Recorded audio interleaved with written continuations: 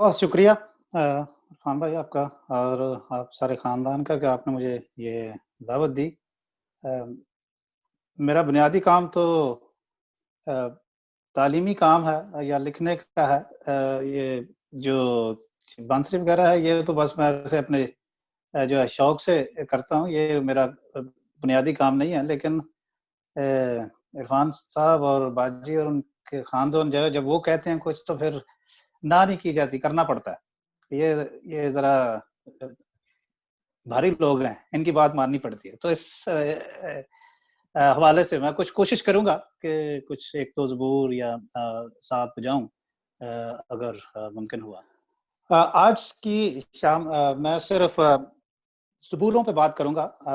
गीत वग़ैरह जो हैं अगरचे मुझे पसंद है, मैं लिखता भी हूँ, लेकिन मैं सिर्फ़ ज़बूरों के हवाले से चंद बातें आपकी खिदमत में करूँगा। ये मेरी पसंदीदा किताब है। आप लोगों की भी ये पसंदीदा किताब होगी, आई एम प्रीटी श्योर। ये ऐसा असासा है जो हमें बचपन से मिला है। बिलख़ुसूस ये उस वक़्त मिला जब हमें इसकी अहमियत का पता नहीं था, या हमें अच्छा नहीं लगता था। हमारे वालिदैन, शायद आप में से भी, आपके ख़ानदान में भी ये रस्म हो या ये तरीक़ाकार हो। हमारे वालिदैन जो थे सुबह 4:30 बजे उठ जाते थे हर रोज़। उनका ये एक आदत थी।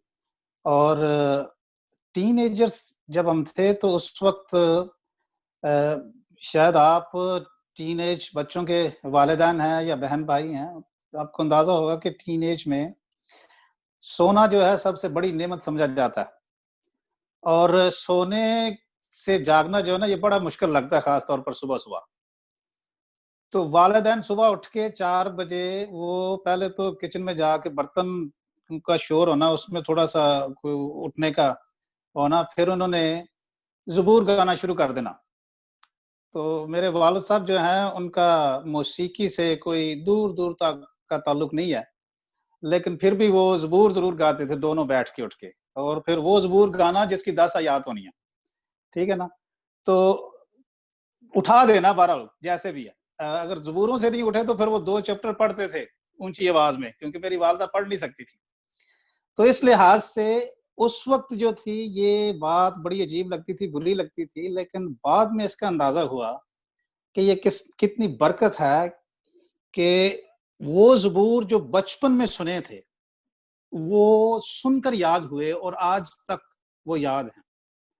मुझे इस मुल्क में 20 साल तकरीबन हो गए हैं, लेकिन जब भी ज़बूर गाते हैं, अभी तक ज़बूरों की किताब को देखना नहीं पड़ता। जैसे ही आयत शुरू होती है, वो खुद ब खुद जो अल्फ़ाज़ हैं, वो ज़हन में आना शुरू हो जाते हैं। तो ये वो बरकत है ज़बूरों की किताब की, जो आज तक साथ चलती है। इस लिहाज़ से ज़बूर की किताब जो है वो मेरी दिलचस्पी का हिस्सा रही है और है आज तक। इस पे मैं जैसे भाई साहब ने कहा, मैंने कुछ लिखने की कोशिश भी की है। ये मग़फ़िरती मज़ामीर हैं, इन्हें अंग्रेज़ी में पेनिटेंशियल साम्स कहते हैं। ये 7 ज़बूर हैं। उनकी तफ़सीर और उनकी अहमियत की मैंने को वाज़ेह करने की कोशिश की है। तो ज़बूर की किताब ओवरऑल जो है मुख्तलिफ़ हिस्सों में तक़सीम की जाती है। मुख्तलिफ़ हिस्से हैं इसके, हालेलुया सॉन्ग्स हैं, रॉयल साम्स हैं, पेनिटेंशियल साम्स हैं, लमेंट साम्स हैं, मुख्तलिफ़ साम्स हैं। तो आज जो है मैं कोशिश करूँगा, एक और कैटेगरी है जिसे हम कहते हैं पिलग्रिम साम्स या ज़ियारत के मज़ामीर। वो मज़ामीर हैं 120वें ज़बूर से लेकर 134वें ज़बूर तक। ये जो मज़ामीर हैं, इनको ज़ियारत के मज़ामीर कहा जाता है। और ये मज़ामीर जो हैं, ये लोग जब यरूशलेम में साल में 3 दफ़ा 3 मुख्तलिफ़ ईदें मनाने के लिए जाते थे, तो रास्ते में और वहाँ पर हैकल में इबादत के दौरान ये और ईदों के दौरान ये मज़ामीर गाया करते थे। मिसाल के तौर पर आप पढ़ते हैं ईद फसह के बारे में, तो ईद फसह पर भी इन मज़ामीर में से ज़बूर गाए जाते थे। और आपने पढ़ा होगा लूका की इंजील बयान में और मत्ती की इंजील बयान में कि यीशु मसीह जब अपनी आखिरी फसह کھا کر جاتے ہیں گیتسمنی کے باغ کی طرف، تو اس سے پہلے لکھا ہے کہ انہوں نے گیت گائے، تو یہ ان مزامیر میں سے وہ گیت گاتے تھے۔ دوسری عید ہوتی تھی جسے ہم خیموں کی عید کہتے ہیں، خیموں کی عید پر بھی لوگ ان مزامیر میں سے گاتے تھے جب وہ یروشلم کی طرف جاتے تھے۔ اور تیسری عید ہے جو ابھی ہم نے کل جس کا تذکرہ کیا ہے، اور پادری صاحب نے مجھے امید ہے کہ اس پہ بات کی ہوگی، پینتیکوسٹ کی عید۔ یہ تیسری عید تھی جس پر لوگ جاتے تھے عید منانے کے لیے یروشلم میں، اور قافلوں کے ساتھ وہ پہنچتے تھے اور راستے میں گیت گاتے جاتے تھے، اور یہ مزامیر ان کے ایک گیتوں کی کتاب ہوا کرتی تھی۔ تو اس حوالے سے یہ مزامیر بڑے اہم ہیں، اور یہ ہمیں یہودیوں کے عبادت کرنے کے طریقہ کار کو ہمارے سامنے رکھتے ہیں۔ تو آج جو پہلا زبور جو میں آپ کے ساتھ شیئر کرنا چاہتا ہوں وہ ہے 122واں زبور۔ کتنے لوگ ہیں جن کو 122واں زبور آتا ہے یا پتا ہے وہ کون سا زبور ہے؟ ہاتھ کھڑا کریں۔ ویری گڈ، ہاں جی، یہ زبور ہے جو ہم بچپن میں بھی گاتے تھے، اور اس وقت تو پتہ نہیں تھا کہ یہ کیا اس کا مقصد اور کیا ہے، لیکن یہ زبور ہے جب لوگ، جیسے میں نے عرض کیا ہے کہ زیارت کے لیے جاتے تھے تو گاتے تھے، اور لوگ اس زبور میں خاص طور پہ یہ دعوت دی جاتی ہے کہ آؤ خداوند کے گھر کی طرف چلیں، اور زبور نویس کے لیے خدا کے گھر کی طرف جانا یا خدا کی حضوری میں جانا اس سے بڑی خوشی کی بات اس کے لیے کوئی نہیں تھی۔ اس لیے وہ کہتا ہے کہ میں خوش ہویا جد مینوں آکھن لگے کہ آؤ یہوہ دے گھر چلیے۔ فیصل آباد میں جو لوگ فیصل آباد سے جن کا تعلق ہے ان کو پتہ ہوگا کہ وہاں پہ اکثر لوگ جو ان کا حصے مزاح جو ہے یا ان کی جو ہے آپ کہہ لیں کہ مزاح کرنے کی جو عادت ہے وہ بڑی عام سمجھ جاتی ہے۔ یہ پتہ نہیں کیسے ان کی بن گئی یہ ایک نشانی یا ایک ان کی پہچان بن گئی ہے، لیکن ہے یہ۔ تو ایک دفعہ ہم کچھ دوست کھڑے تھے ایک بازار میں، تو وہاں پہ ایک مسلمان دوست اور ایک مسیحی دوست کھڑے تھے، تو مسلمان دوست نے کہا کہ جی ہم جب خوش ہوتے ہیں تو ہم تو پتہ نہیں کیا حلوہ بناتے ہیں یا جو بھی کچھ چیزیں اس نے گنوائی، تو اپنے مسیحی دوست کو پوچھتا ہے جی آپ جب مسیح خوش ہوتے ہیں آپ کیا کرتے ہیں؟ تو اس نے عذرائے مذاق کہا کہ ہم جب مسیح خوش ہوتے ہیں نا اسی زیادہ زیادہ گرجے ٹور جانے ہیں۔ یہ کہا تو اس نے مزاح میں، لیکن میں یہ سمجھتا ہوں کہ یہ بڑی ہی ایسی حقیقت کی طرف اشارہ کرتا ہے جو اصل میں جس پر ہمیں فخر کرنا چاہیے، جو ہماری واقعی ہی عادت ہونی چاہیے، کیونکہ خدا کے لوگوں کے ساتھ مل کر خدا کی عبادت کرنا اس سے بڑی اب کہہ لیں جو پریویلیج ہے وہ نہیں ہو سکتا۔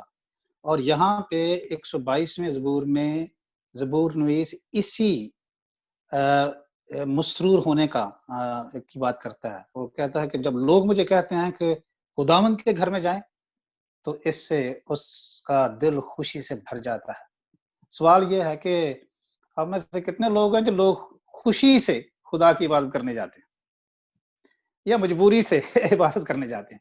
یہ بڑی اچھی بات ہے، کیونکہ اگر یہ خوشی یا یہ ونڈر عبادت میں سے نکل جائے تو میں یہ سمجھتا ہوں یہ محض ایک رسم ہو کر رہ جائے گی، اور اس سے روحانی تازگی کبھی پیدا نہیں ہو سکتی۔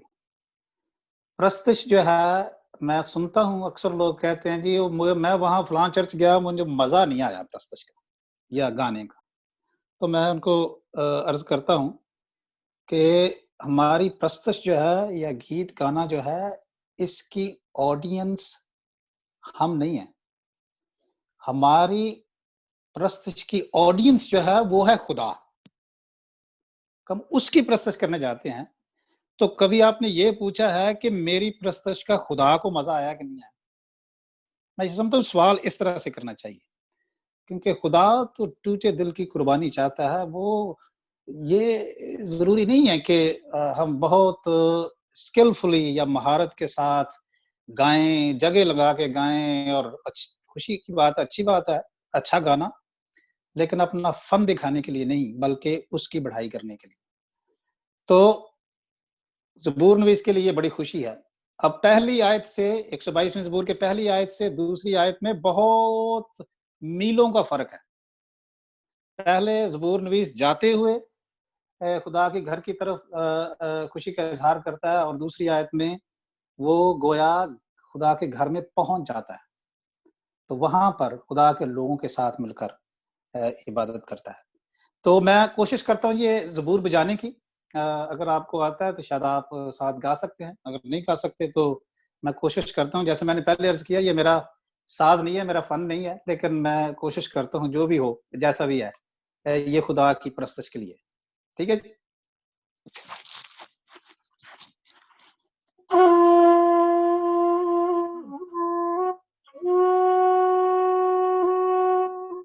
اگر آپ سن سکتے ہیں تو آپ ہاتھ کھڑا کریں تاکہ مجھے پتا چلے کہ آپ کو آواز آ رہی ہے۔ Thank you.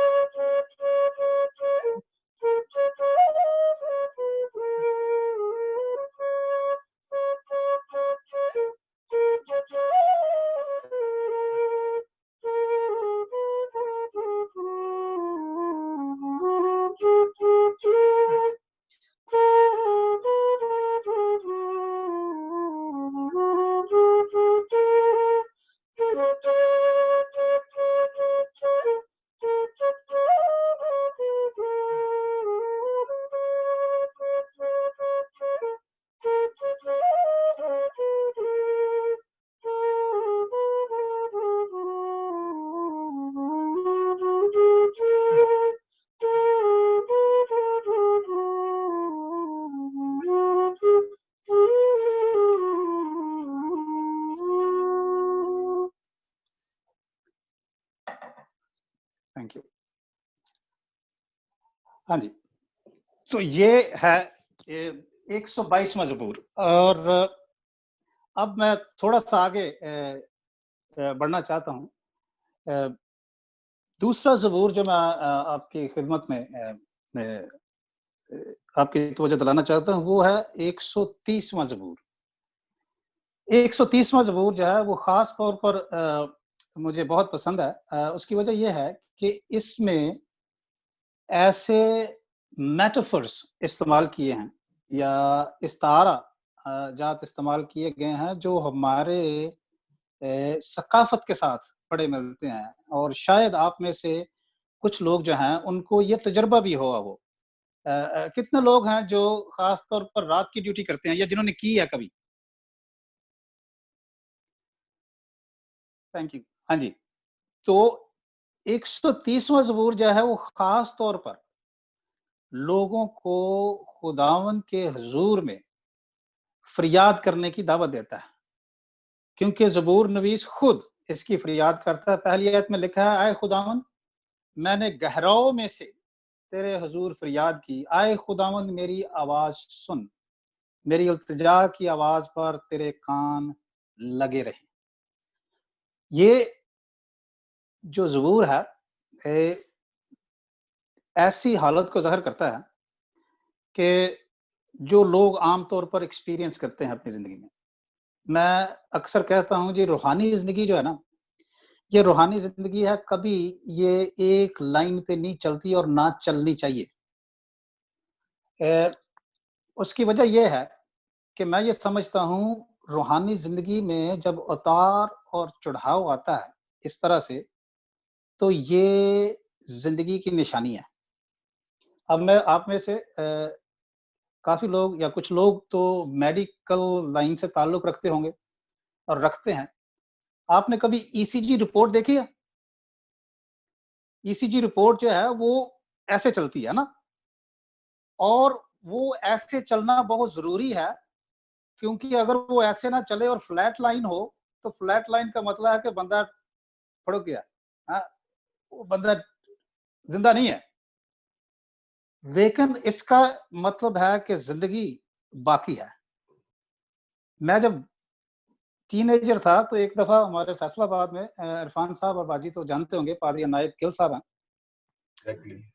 ان کے ساتھ ایک دفعہ میری بات ہوئی. میں نے کہا جی یہ کیا مسئلہ ہے کہ جب میں کبھی تو روحانی طور پر بڑا اپنے آپ کو اس طرح سے اوپر سمجھتا ہوں اور کچھ وقت آتا ہے اور پھر نیچے چلا جاتا ہوں اور پھر اوپر. یہ کیا مسئلہ ہے؟ یہ ایک طرح سے کیوں نہیں رہ سکتا مستقل؟ تو مجھے آج تک یاد ہے ان کا یہ جملہ. انہوں نے کہا تھا کہ یہ اوپر نیچے جانا یہ روح میں چلنے کی نشانی ہے، یہ روحانی طور پر فعال ہونے کی نشانی ہے.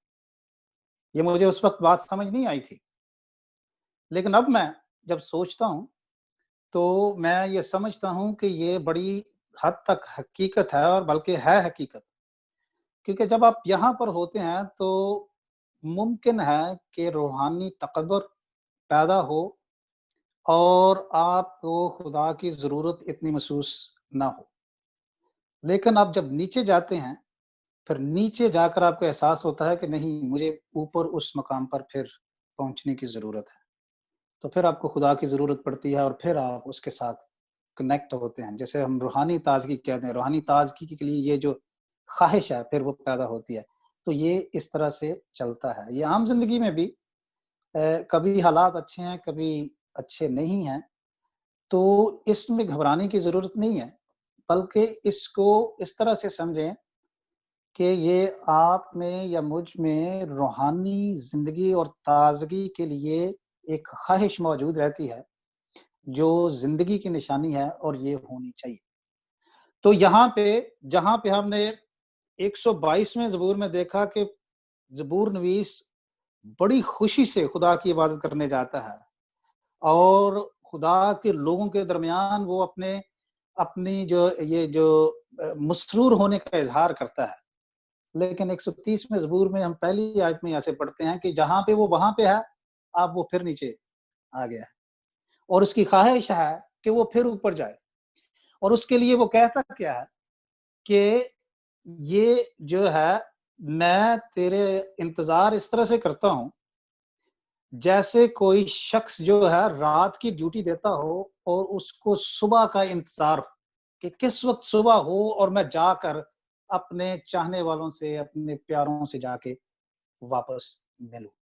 یہ وہ جو لانگنگ ہے، this longing is called longing for spiritual renewal. تو لیکن یہ اسپرچل رینیول صرف اپنی خواہش سے یا خدا سے ملاقات کی خواہش سے نہیں ہوتی، بلکہ زبور نویس پر تیسری چوتھی آیت میں کہتا ہے یہ اس وجہ سے ہو سکتی ہے کہ اگر تو میری بدی کا حساب کرے تو پھر تیرے سامنے کوئی کھڑا نہیں ہو سکتا. کوئی شخص اپنی نیکی اپنی جو ہے کارکردگی کے باعث خدا سے میل ملاپ نہیں کر سکتا، بلکہ یہ خدا کا فضل ہے. اس لیے زبور نویس لوگوں کو خدا پر ایمان لانے کی دعوت کہتا ہے یا دیتا ہے۔ یہ بات بڑی ضروری ہے سمجھنے کی کہ اکثر لوگ ایمان اور فضل کو نئے عہد نامے کا تصور سمجھتے ہیں۔ یہ پرانے عہد نامے میں بھی موجود ہے، فضل بھی موجود ہے، اور ایمان کے وسیلے راست باز ہونے کا تصور بھی موجود ہے۔ کیونکہ ابراہیم کے بارے میں کیا لکھا ہے عبرانیوں کے نام کے خط میں، کہ ابراہیم ایمان لایا اور ایمان کے وسیلے سے وہ راست باز ٹھہرا۔ ابراہیم کا چناؤ جو ہے وہ فضل کے وسیلے سے ہوا، وہ کوئی اس دنیا میں سب سے انوکھا شخص نہیں تھا اور نہ وہ پہلے کوئی نیک تھا۔ یہاں پہ زبور نویس بھی اسی بات کا کہتا ہے، یہوہ دے لوگ کو اس تے رکھو ایمان۔ تو یہ ایمان کی بات ہے، نجات ایمان کے وسیلے فضل سے ملتی ہے۔ تو یوں آپ دیکھیں کہ زبور نویس یہاں ہے، اب یہاں پہ پہنچا ہے، اب اس کی خواہش ہے کہ وہ اوپر پھر جائے۔ تو یہ زبور جو ہے میں بجانے کی کوشش کرتا ہوں اب، اور دیکھیں کتنی اس میں کامیابی ہوتی ہے۔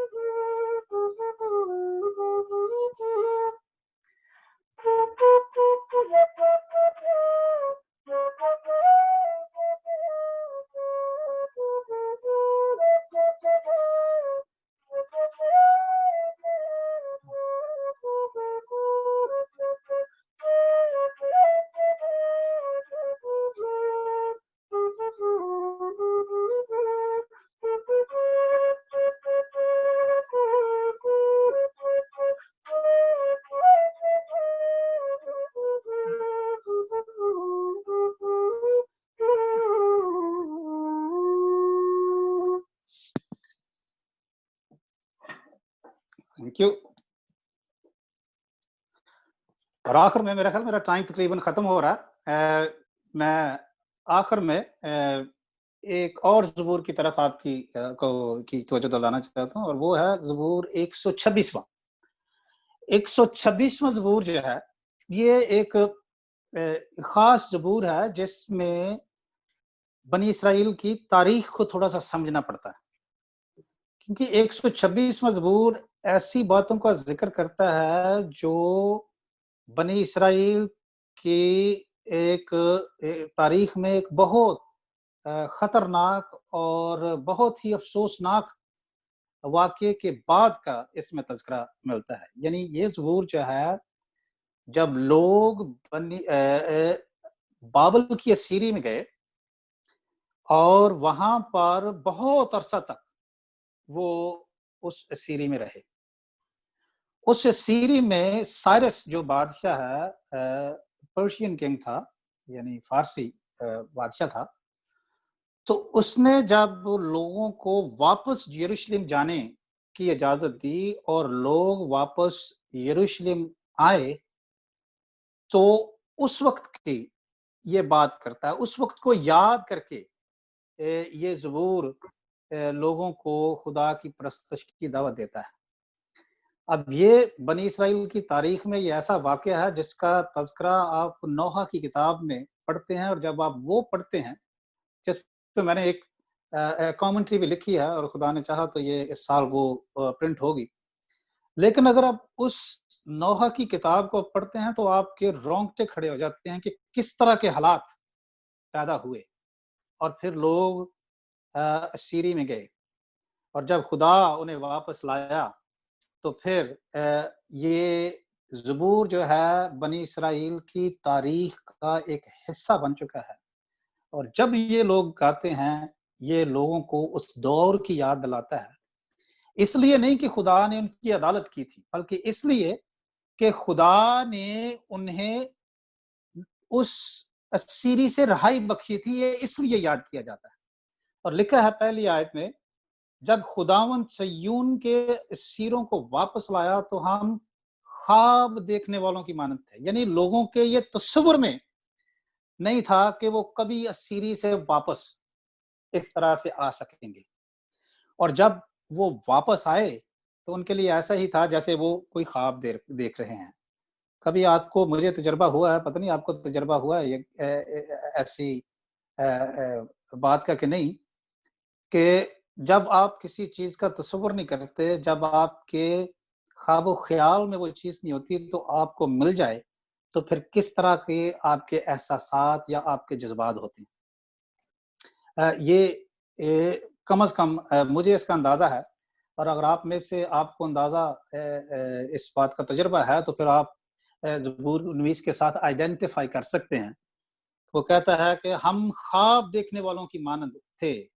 उस वक़्त हमारे मुँह में हँसी और हमारी ज़ुबान पर रागनी थी। यानी वो चीज़ उन्हें मिली जिसका उन्हें अंदाज़ा नहीं था या तसव्वुर नहीं था। तो फिर ये इस बात की निशानदही करता है कि जब खुदा लोगों को अनडिज़र्विंग फ़ेवर देता है, फ़ज़ल क्या है? फ़ज़ल की बुनियादी तारीफ़ ही यही है, अनडिज़र्विंग फ़ेवर, अनमेरिटेड फ़ेवर। जिसका आप तसव्वुर नहीं करते हैं वो आपको मिल जाए, तो उसका फिर जो है मुनासिब रद्द-ए-अमल क्या होना चाहिए? ज़बूर नवीस कहता है कि उस वक़्त हमारे मुँह में फिर हँसी आई और हमारी ज़ुबान पर रागनी हुई। मैं ये समझता हूँ मसीही ज़िंदगी में यही बाकायदा और प्रॉपर रद्द-ए-अमल होना चाहिए। Our response should be the way the psalmist is describing. जब हमें अनमेरिटेड फ़ेवर मिलती है, खुदा के फ़ज़ल का हमें तजुर्बा होता है, तो फिर उसका रद्द-ए-अमल ये है कि हम खुशी से खुदा की इबादत करें। क्योंकि खुशी से खुदा की इबादत करने से आपको, मुझे रूहानी ताज़गी मुयस्सर आती है। तो ये ज़बूर जो है, मुझे मुझे उम्मीद है कि आपको ये आता होगा। ये ज़बूर आगे चलकर आगे खुदा के बड़े-बड़े कामों का ज़िक्र करता है कि उसने हमारे लिए कैसे बड़े काम किए हैं, हम शादमान हैं। आए खुदावंद, जनूब की नदियों की तरह हमारे असीरों को वापस ला। जो आँसुओं के साथ बोते हैं, वो खुशी के साथ काटेंगे। This is what the psalmist response is. मैं अक्सर देखता हूँ जी कि अफ़सोस की बात ये है, मैंने इस पे लिखा भी है कि हमारे यहाँ, हमारे कलीसियाओं में ये रिवाज पैदा हो चुका है कि लोग इबादत करने नहीं जाते, लोग इबादत देखने जाते हैं। और उसकी वजह एक ये है, ये प्रस्तार कल्चर जो है, ये पैदा किया गया है कि एक को कहा जाता है वो प्रस्तार है, और बाकी लोग बेचारे बैठकर देखते हैं इबादत को, इबादत में हिस्सा कम लेते हैं। क्योंकि ہوتا اکثر یہ ہے کہ جو عبادت لیڈ کرتا ہے یا جسے پرستار کہا جاتا ہے، وہ ایسے گیت گاتا ہے جس میں کلیسیا شامل ہی نہیں ہو سکتی۔ نہیں، نہیں۔ تو میں یہ سمجھتا ہوں کہ جب کلیسیاؤں میں جاتے ہیں، گرجا گھروں میں جاتے ہیں، خدا کے لوگوں کے ساتھ جمع ہوتے ہیں، تو یہ اجتماعی عبادت کا تجربہ ہونا چاہیے، اور عبادت کا یہ تجربہ جو ہمارا ریسپانس اس لیے ہونا چاہیے کہ ہم خدا کے فضل کا تجربہ کرتے ہیں یسوع مسیح کے وسیلے سے۔ اگر ہم میں سے کسی کو یہ تجربہ نہیں ہوا تو پھر کر کے دیکھیں، اور دیکھیں کہ یہ کس طرح کی خوشی اور اطمینان آپ کی زندگی میں پیدا کر سکتا ہے، جس کا ذکر میں یہ سمجھتا ہوں زبور نویس بھی کرتا ہے، اور ہم میں سے بہتوں کو یہ ہوا بھی ہے۔ تو یہ زبور میں بجانے کی کوشش کرتا ہوں، یہ بجا کر پھر میں سمجھتا ہوں کہ میرا 20 منٹ کا سلاٹ تھا، یہ شاید 20-25 منٹ کا ہو چکے ہیں۔ تو پھر میں آئی ول ہینڈ اوور ٹو پادری صاحب، ٹھیک ہے؟